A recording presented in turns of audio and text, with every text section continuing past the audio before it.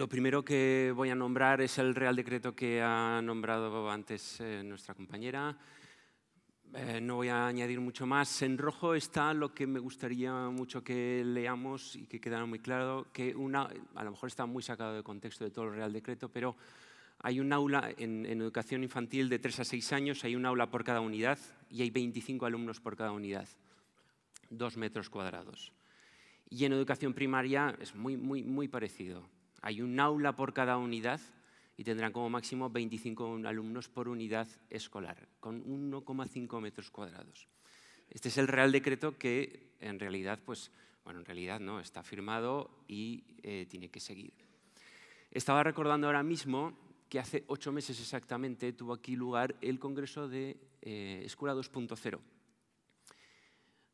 Vino el ministro y después en las presentaciones, primero intervino la presidenta de Aragón y al volver le susurró algo al ministro. Antes de intervenir, se acercó al ministro del estrado y lo primero que dijo fue: me acaba de decir la presidenta que tenga cuidado porque viene mucho eco. Pero a mí eso me encanta, porque eso quiere decir que yo quiero escuchar el eco de los docentes, de los que estáis todos los días en las aulas y los que estáis realmente en la educación. Y eso a mí realmente me gustó mucho. Y quiero que sea una idea también muy transversal en mi intervención. Me encantaría que fuera una idea muy transversal en todo el Congreso, incluso en vuestra carrera profesional, en el caso de los arquitectos. Para un poco predicar con el ejemplo, voy a utilizar un poquito la metodología que utilizo con los niños en clase, que es por proyectos y es por preguntas. A mí no se me ocurre decirles nunca los contenidos, soltarlos y que me los pongan luego en un examen, sino que lo que yo quiero es que piensen y que ellos generen su conocimiento. Por lo tanto, voy a poner unas cuantas preguntas de lo que creo que necesitamos en el siglo XXI en cuanto a educación. Y es preguntas para pensar. ¿Qué nos puede interesar un alumno que inventa o que conoce ya lo que ya se inventó? Esta pregunta está muy mascada. ¿Qué es más significativo? ¿Que el conocimiento generado del aprendizaje sea buscando información, que la seleccione y que genere nuevo conocimiento de una forma muy creativa? ¿O quizá lo que sirve es el discurso estático de un libro de texto? Pensamos, Otra disyuntiva. ¿Triunfa el alumno que más aprende o el que más recuerda? ¿Interesa el alumno que más pregunta? Esta es muy buena. ¿O el que más responde? ¿El que sabe todas las respuestas o el que hace todas las preguntas? ¿Qué preferimos? ¿Una lengua que se utiliza como herramienta de comunicación dentro de un currículo integrada en el currículo, o estudiar 2 o 3 horas por semana como lengua extranjera, como asignatura? Bueno, me quedan preguntas. ¿Qué fomentamos? ¿Intuiciones para descubrir o realmente damos más importancia a los hechos conocidos? ¿Qué es más idóneo? ¿Plantear grupos de trabajo, trabajar de forma colaborativa, trabajar en grupo entre todos o darle más importancia a estar solo trabajando solo, que también es muy importante, o trabajar solo, disgregados? Bueno, pensamos. ¿Vosotros vais respondiéndoos a vosotros mismos? La evaluación. ¿Es para aprender y formarse? ¿Evaluación para aprender y formarse? ¿O para que me califiquen y luego me clasifiquen por lo que sé? La pregunta final. Siendo todos nosotros tan diferentes, ¿estamos en el plan educando para tratar de conseguir el mismo objetivo, actuando todos de la misma forma? ¿Ha sido así siempre? Mi experiencia en la escuela ha sido así. Todos teníamos el mismo objetivo, el mismo libro de texto, el mismo examen. Todos, los 47 que había en clase, los 47. Pero ¿eso sirve ahora en el siglo XXI? ¿Eso sirve ahora? A ver, para los que no son de educación, hablamos mucho de currículo, pero quizá en medio minuto una clase breve y muy ¿De qué es un currículo? Bueno, pues un currículo es un decreto que se escribe después de una ley orgánica que tiene unos objetivos, muchos a nivel general, de lo que queremos que estos niños, estos alumnos, logren al terminar su etapa. Hay unas competencias básicas que explicaré en la siguiente diapositiva. Hay unos contenidos que yo discuto un poquito, pero hay unos contenidos que pueden ser, pues en matemáticas pueden ser la medida, en conocimiento del medio puede ser la higiene, el medio ambiente. Hay unas metodologías, de lo que voy a explicar ahora, y hay unos criterios de evaluación. A ver, ¿cómo evalúo yo a estos chicos? Esto es lo que constituye el currículo. Y sobre todo habla de las etapas, de las áreas. En primaria, que es mi caso, en infantil hay 3 áreas y en primaria están las 7 áreas. Matemáticas, lengua, conocimiento del medio, educación física, artística. Entonces, pero en la nueva ley apareció algo muy importante, fueron las competencias básicas, cuando vieron que en los informes PISA pues, España no iba muy bien parada, pero vieron que en otros países europeos hablaban de competencias. A ver, esas son las competencias escritas, ¿y qué sería eso? Son los saberes aplicados a la vida real. Lo voy a explicar de una manera muy breve. Es qué haces con lo que sabes. Las competencias son las enseñanzas básicas que debe tener todo individuo para ser un ciudadano activo, para realizarse, para que como adulto puedas encontrar un trabajo y te puedas desarrollar y sobre todo para que aprendas durante toda la vida, porque en esta época de cambios hay que aprender durante toda la vida, ¿de acuerdo? Y esas son las competencias. Es dicho de una forma muy breve. ¿Y de qué destrezas y competencias adquirir estamos hablando? ¿Qué metodologías se exigen hoy en el siglo XXI? Porque vale el memorizar. No. Eso ya no sirve. Tenemos que utilizar el pensamiento crítico, la comunicación y adaptar la comunicación a las personas a las que estamos hablando. La colaboración, sobre todo la creatividad y el ser responsable sobre el propio aprendizaje de cada uno. Y sobre todo, quizás no he visto como destreza, los niños tienen que divertirse, disfrutar y realizarse como persona. ¿De acuerdo? Esto siempre he utilizado un aprendizaje basado en proyectos, que es a donde yo creo que habría que ir. ¿En qué mundo vivimos? El mundo de hoy no tiene nada que ver con los años 70 de cuando yo era un niño. Nada que ver. Hay telerrealidad, hay internet, hay redes sociales que nadie controla, que afortunadamente nadie controla. Hay videojuegos, hay iPods. Uno en un aparatito así puede tener más de 4.000 canciones o incluso tener muchas películas o muchos documentos. ¿De acuerdo? Es una realidad muy distinta y que va cambiando. Muchos de esos iconos dentro de 5 años ya no los hubiera puesto. ¿Y qué necesitamos en la escuela del siglo XXI? Ahí hay 8 aspectos que he puesto, pero bueno, hay muchísimos más. Podría haber muchísimos más. Iguales o mejores que estos, por supuesto. Pero lo que no podemos apoyarnos es en lo que era útil hace 30 o 40 o 80 años, por supuesto, no es útil ahora. ¿Qué aprendizajes necesitamos? ¿De acuerdo? A vivir en sociedad, a convivir, a investigar, a pensar y a ser creativos. ¿De acuerdo? Entonces, en este sentido, ¿qué espacios tenemos en las escuelas? Vamos a ver, ¿qué espacios tenemos? Fijaos un plano de un colegio. Aula, aula, aula, aula, aula, aula, aula. Incluso en el plano ya se había visto que los alumnos están en línea y mirando hacia adelante. El de atrás ve la nuca del de delante, el del otro, el del otro, el del otro.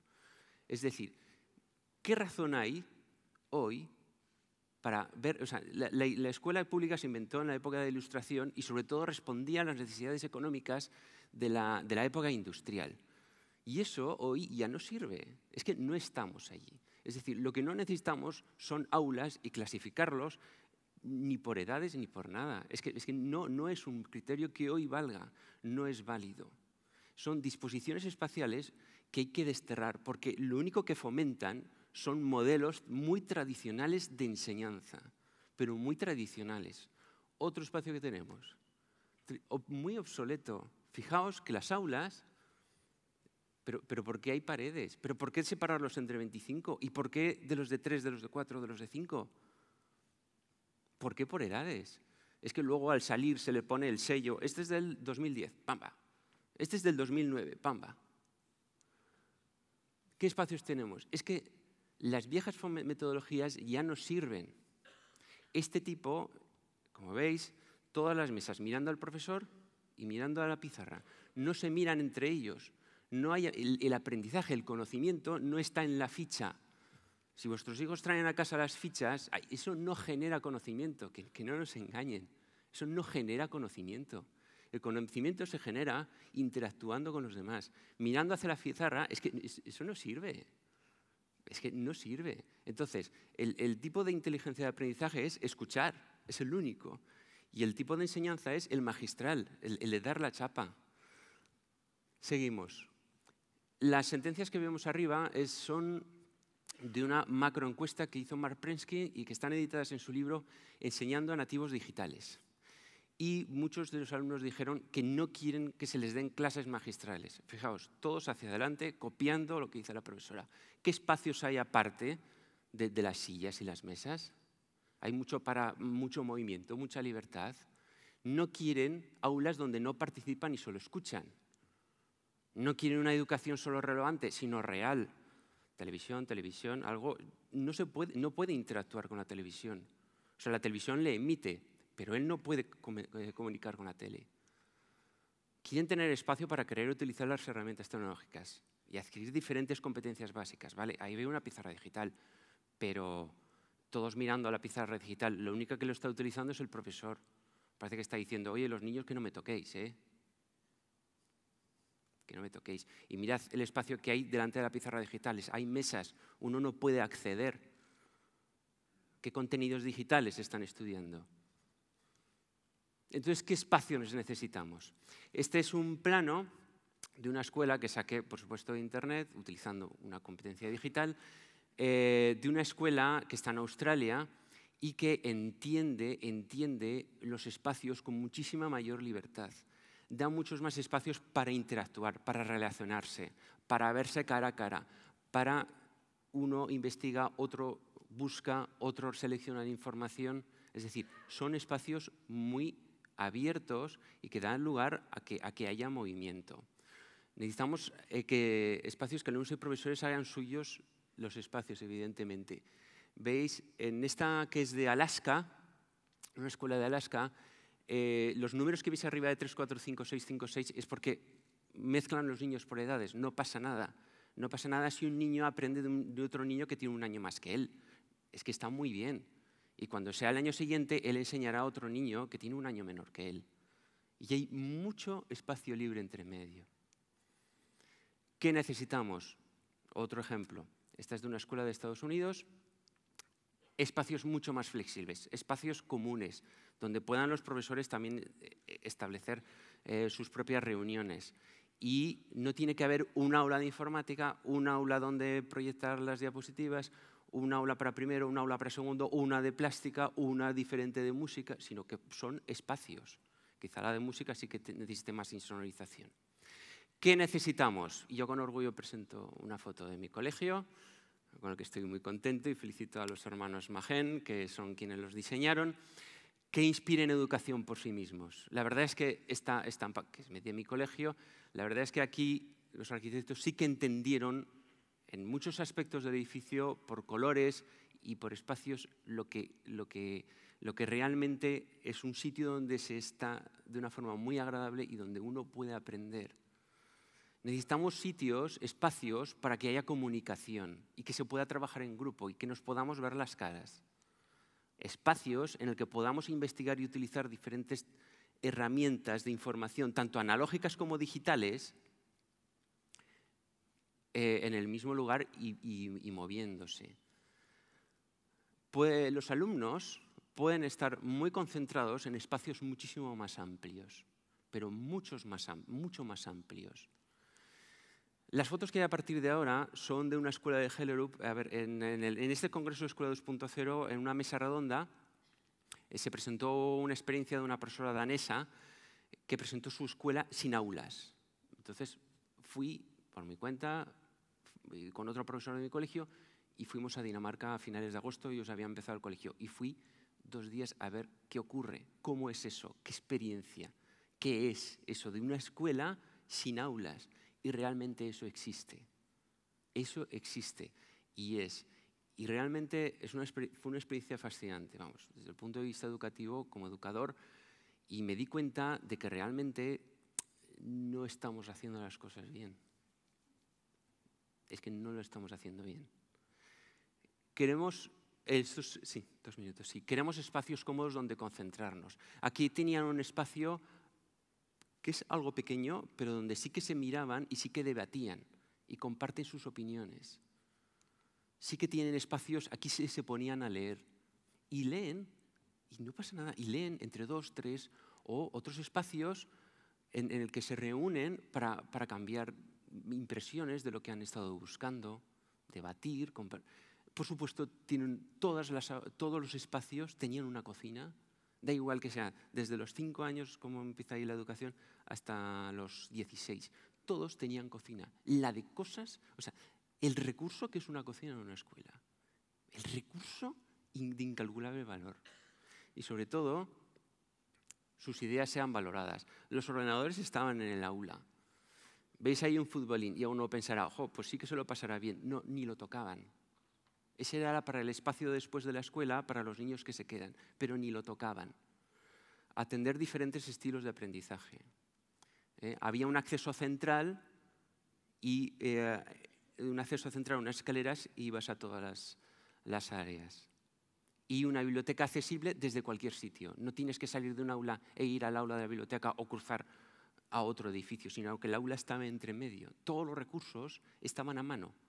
Un niño sale, va, coge algo, vuelve y ya está, y no pasa nada. Apertura de espacios, apenas sin lugares cerrados. Entonces, para terminar, yo creo que es muy importante que haya un foro de diálogo entre arquitectura y pedagogía, y yo creo que quizá lo hay. Quiero imaginar que a lo mejor los interlocutores no son los más... Bueno, pues uno dará su... Pero yo creo que debe haber. Porque en el Real Decreto solo hay una dimensión muy cuantitativa del espacio. Y no habla nada de cualitativo, al menos lo que estuve leyendo yo. Y sobre todo, yo creo que hay que considerar el espacio como parte del currículo. El espacio hasta ahora ha sido parte del currículo oculto. Es decir, el currículo está lleno de matemáticas, de lengua, de ciencias sociales, pero no habla de nada del espacio.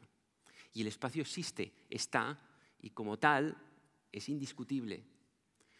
Pero trabajamos en él y no con él. Las escuelas son contenedores de educación, cuando realmente los espacios tendrían que ser educativos por sí mismos. Muchas veces pensamos, cuando hablan de climatología y demás, decimos que para que podamos tener futuro tenemos que ver una visión de la ecología humana. Y decía Ken Robinson que en las escuelas solamente nos ocupamos del tren superior, más bien de la cabeza, del cerebro y ligeramente torcido a la izquierda. Para eso estamos en la escuela. Y me parece que eso es un gran error, porque así como hemos abusado mucho de los recursos fósiles, el hecho de fijarnos solamente en el tren superior, en la cabeza y en el cerebro y solamente ligeramente hacia la izquierda, tampoco nos va a servir de ahora en adelante. Por lo tanto, unas escuelas con espacios abiertos ayudarán a fomentar unas metodologías de pensamiento crítico, de creatividad, de comunicación, de colaboración, que las aulas, tal y como están concebidas en muchas ocasiones, esas metodologías no las fomentan. Pues muchas gracias.